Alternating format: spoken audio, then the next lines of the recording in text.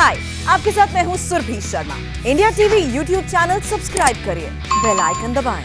असम के करीमगंज में प्रधानमंत्री मोदी चुनावी रैली को इस वक्त संबोधित कर रहे हैं, सुनते हैं। शांति का विश्वास है, समृद्धि का विश्वास है। आज असम में एक ही मुद्दा है, विकास, तेज विकास, निरंतर विकास, सबका विकास। साथियों, दशकों पहले ये पूरा क्षेत्र बेहतर कनेक्टिविटी वाले हिस्सों में से एक था। चाय से लेकर पेट्रोलियम तक, चट्टग्राम और कोलकाता पोर्ट तक, ब्रह्मपुत्र, पद्मा, मेघना नदियों के रास्ते ही पहुंचते थे लोग। लेकिन बरसों तक चली कांग्रेस की करप्शन और वोट बैंक की राजनीति ने असम को सबसे अधिक डिस्कनेक्टेड राज्यों में शामिल कर दिया। करीमगंज के मेरे प्यारे भाइयों बहनों, इतना बड़ा मैदान भी भर गया है, अब आगे कहीं जगह नहीं है। आप आगे आने की कोशिश मत कीजिए, हमें असम को आगे ले जाना है। आप जहां हैं वहां खड़े रहिए। आपका प्यार मेरे सर आंखों पर, मैं आपके प्यार को सलाम करता हूं, लेकिन आप वहीं आगे आने की कोशिश मत कीजिए। आपके प्यार के लिए, आपके आशीर्वाद के लिए मैं आपका बहुत बहुत आभारी हूं। मेरे प्यारे भाइयों बहनों, कांग्रेस सरकारों और उनकी नीतियों ने असम को सामाजिक, सांस्कृतिक, भौगोलिक और राजनैतिक हर तरह से नुकसान पहुंचाया। साथियों, 2016 में जब मैं यहां आपके बीच आया था तो ये जानकर हैरान हो रह गया कि कांग्रेस की सरकारें बराक वैली के लिए डिविजनल कमिश्नर गुवाहाटी से चलाती रही। ये कितना बड़ा अन्याय था।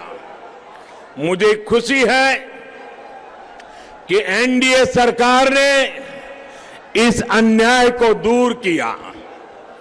बराक वैली के लोगों को छोटे छोटे सरकारी कामों के लिए दूर न जाना पड़े। यहां दवाई और पढ़ाई से जुड़े संस्थान बने। इसके लिए सर्बानंद जी और उनकी सरकार ने जो काम किया है, वो काम यहां के लोग सदा सर्वदा प्रशंसा करते रहे हैं। बहनों और भाइयों, यहां बराक वैली की रेल कनेक्टिविटी की क्या स्थिति थी, इसको लेकर हर बार यहां से आवाज उठती थी, मांग उठती थी। सड़कें खस्ता हाल थी, रेल नेटवर्क सीमित था। असम के अलग अलग हिस्सों में जाने के लिए लोगों को बहुत लंबा सफर तय करना पड़ता था। गैस कनेक्टिविटी को लेकर भी असम की स्थिति अच्छी नहीं थी। भाजपा सरकार इस स्थिति से असम को तेजी से बाहर निकाल रही है। बहनों और भाइयों, आज असम में नई सड़कें बन रही हैं, नए फ्लाईओवर बन रहे हैं, नए पुल बन रहे हैं। बरसों से अटके हुए भारत के सबसे लंबे ब्रिज भूपेन हजारिका सेतु का निर्माण किसने पूरा करवाया? भाजपा की ही सरकार ने काम किया। असम को मेघालय से जोड़ने के लिए इससे भी बड़े धुबरी फुलबारी ब्रिज का निर्माण कौन करवा रहा है? भाजपा की सरकार करवा रही है। देश का सबसे लंबा रिवर रोपवे असम को किसने दिया? भाजपा की सरकार ने दिया। किसने बरसों से अधूरे पड़े भारत के सबसे लंबे rail road bridge Bogibeel bridge का काम पूरा करवाया? भाजपा की सरकार ने किया। चाहे एयर रूट हो, रेल रूट हो, हाईवे हो, हम हर प्रकार से असम की भारत के अन्य हिस्सों में कनेक्टिविटी को मजबूत कर रहे हैं। और इनसे भी बढ़कर हमने एक और कनेक्शन बनाया है जिसे तोड़ना असंभव है। ये कनेक्शन है असम के सामर्थ्यवान और प्रतिभाशाली लोगों से दिल का कनेक्शन। आप तो अनुभव करते हैं कि करीमगंज से सिलचर जाने के पहले कितना वक्त लगता था और अब कितना कम लगता है। असम की भाजपा सरकार ने, एनडीए सरकार ने सड़कों के निर्माण में जो बेहतरीन काम किया है उसकी प्रशंसा यहां आने वाले पर्यटक भी करते हैं। लुम्बिनी सिलचर रेल लाइन का चौड़ीकरण मिशन मोड पर किया गया। आज बड़ी ट्रेनें भी यहां पहुंच रही है। 6 साल पहले तक सिलचर से लुम्बिनी और अगरतला तक लगभग आधा दर्जन ट्रेनें चलती थी। आज ये संख्या करीब करीब 2 गुनी हो चुकी है। आज बराक वैली, दिल्ली, गुवाहाटी, डिब्रूगढ़, कोलकाता, त्रिवेंद्रम और अगरतला से कनेक्ट हो चुकी है। बहनों और भाइयों, आज बराक वैली के असम के पुराने गौरव को फिर लौटाने के लिए पारंपरिक ट्रेड रूट को फिर से मजबूत करने का प्रयास किया जा रहा है। आज नदी जलमार्गों को बड़े कार्गो के परिवहन के लिए भी तैयार किया जा रहा है। सिलचर में मल्टी मॉडल लॉजिस्टिक पार्क विकसित करने के लिए प्रयास किए जा रहे हैं ताकि ये क्षेत्र इंपोर्ट एक्सपोर्ट का हब बन सके।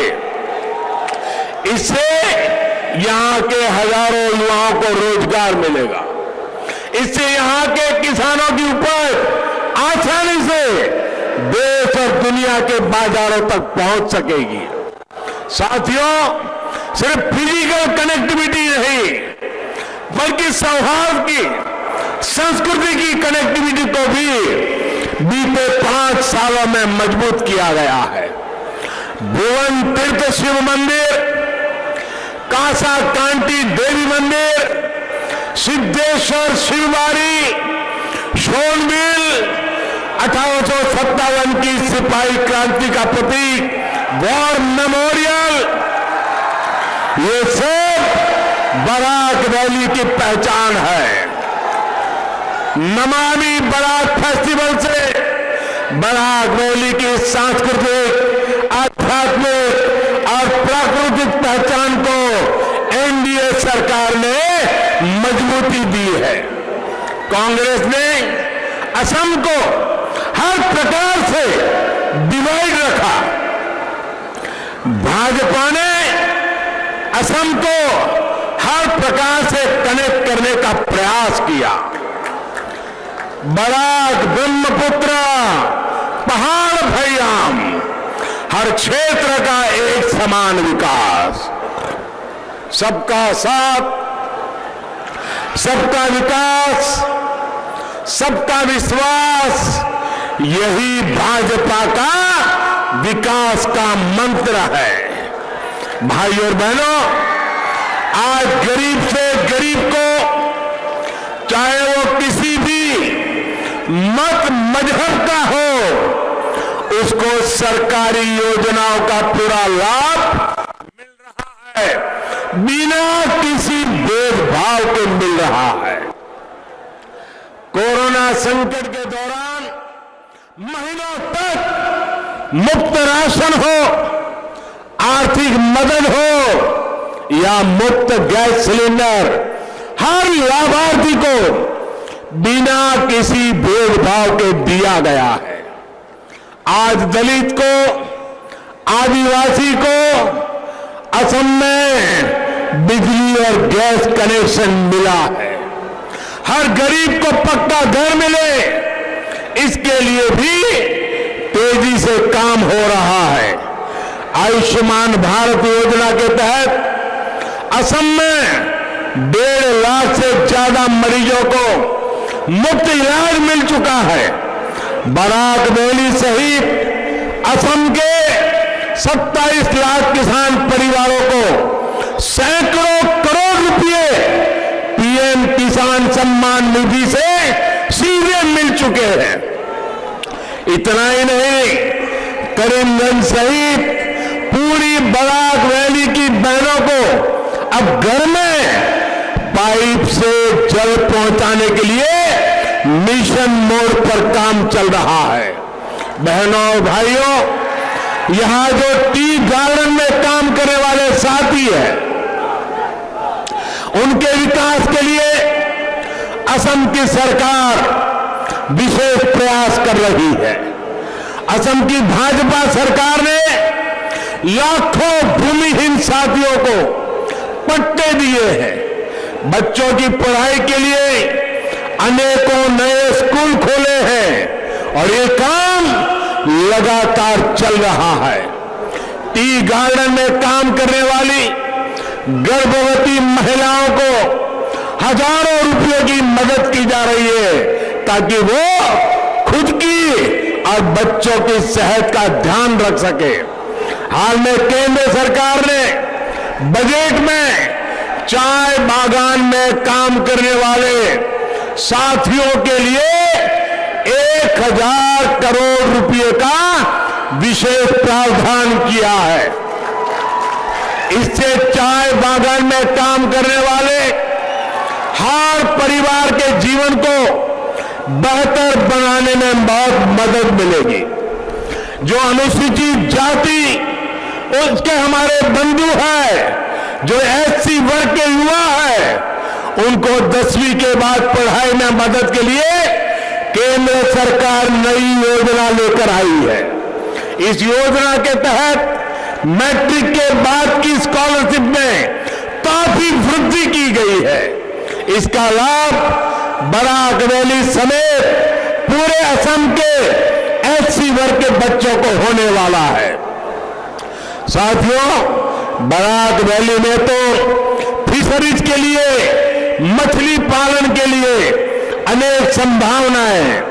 हमारी डबल इंजन की सरकार मछली से जुड़े व्यापार कारोबार को बहुत अधिक प्रोत्साहन दे रही है। इसलिए मछली पालन से जुड़े कारोबार के लिए केंद्र में अलग से फिशरीज मंत्रालय बनाया गया है। फिशरीज सेक्टर को बढ़ावा देने के लिए 20,000 करोड़ रुपए की मत्स्य संपदा योजना शुरू की गई है। मुझे खुशी है कि असम में भी मछली उत्पादन में बीते 5 साल में 25% से ज्यादा की बढ़ोतरी हुई है। यहां की भाजपा सरकार, एनडीए सरकार अब असम को मछली के क्षेत्र में पूरी तरह आत्मनिर्भर बनने के लक्ष्य पर काम कर रही है। इसका बहुत बड़ा लाभ बारात वैली के आप सभी साथियों को, हर वर्ग के परिवार को होगा। बहनों और भाइयों, आज एक तरफ भाजपा की नीति है, भाजपा का नेतृत्व है और भाजपा की नेक नीयत भी है, वहीं दूसरी तरफ कांग्रेस है जिसके पास न तो नेता है, न ही नीति है और न ही विचारधारा है। इसी बड़ी खबर पर हम बने हुए हैं, जल्द वापस लौटेंगे इस छोटे से ब्रेक के बाद।